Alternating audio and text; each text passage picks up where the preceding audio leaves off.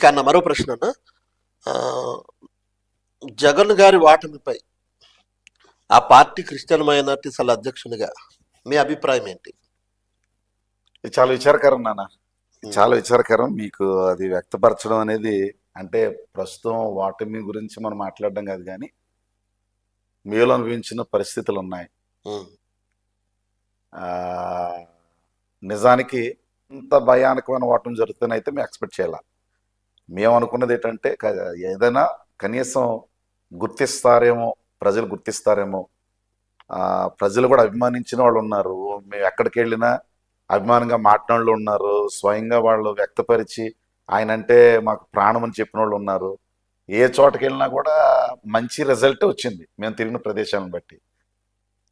అంటే ఎన్నికలకు ముందు అన్న, ఎన్నికలకు ముందు. ఓకే. కానీ ఓడిపోవడం అనేది మరి విచారకరం.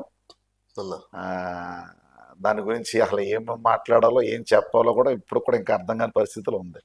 అంటే ఇంతగా ఎందుకు అయ్యారనేది, అంతగా అయిపోయేంత పరిస్థితి అయితే ఏమీ లేదు ప్రజలకు. కానీ అయిన పరిస్థితులు ప్రస్తుతం మీరు అంటే ఆలోచించలేని సమయభారంలో ఉన్నారా? ఉన్నాం, ఖచ్చితంగా ఖచ్చితంగా. మీరైతే బాధపడుతున్నారు బాగా.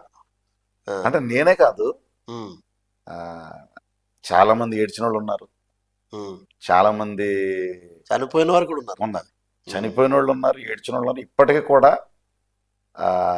ఆయన ఎలక్షన్ కంటే భయంకరమైనది ఏంటంటే ఆయన ఓటమి దశలకు వచ్చి నిలబడి ఆ టీవీ దగ్గర మాట్లాడిన మాటలు గుండెలు పిండినట్టు అయినాయి చాలా మందికి.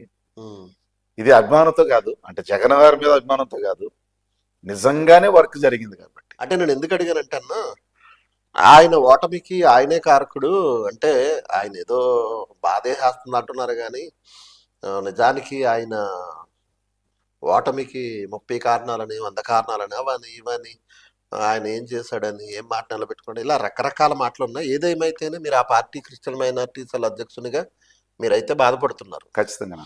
ఓకే అన్న, మరి అంటే ఓట్ల శాతం తగ్గింది అంటే ఓడిపోవడానికి మరి ఓట్లు పడలేదు కదా, పడకపోవడం వల్లే ఓడిపోయారు కదా. అంటే చాలా మంది నాకు మెసేజ్లు పెడుతూ ఆయన ఓడిపోవాలని మేమే ప్రార్థన చేసాం, మేము ఓటేయలేదని క్రైస్తవులు అంటున్నారు.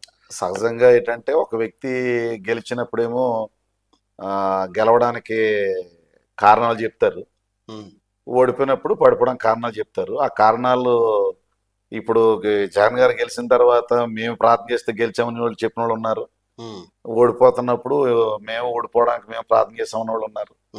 సో నేనేమంటానంటే ఆయన గెలవడానికైనా ఓటమికైనా మీరు అన్నట్టు కొన్ని కారణాలు అయితే ఉన్నాయి. కొన్ని కారణాలు అయితే ఉన్నాయి. అది అతి విశ్వాసం కావచ్చు, నేను ఇది ఎంత మంచి పని చేశాను కాబట్టి ఓవర్ కాన్ఫిడెన్స్, నేను ఎంత మంచి పని చేశాను కాబట్టి ఖచ్చితంగా ప్రజలు నన్ను పట్టం కడతారనే ఒక ధైర్యం కావచ్చు, తర్వాత ఓట్లు వేస్తారు అని ధైర్యం కావచ్చు. ఎందుకనంటే మీరేం చేశారన్న ఓట్లు వేయమని మన అడిగారా మేము పార్టీ తరఫున?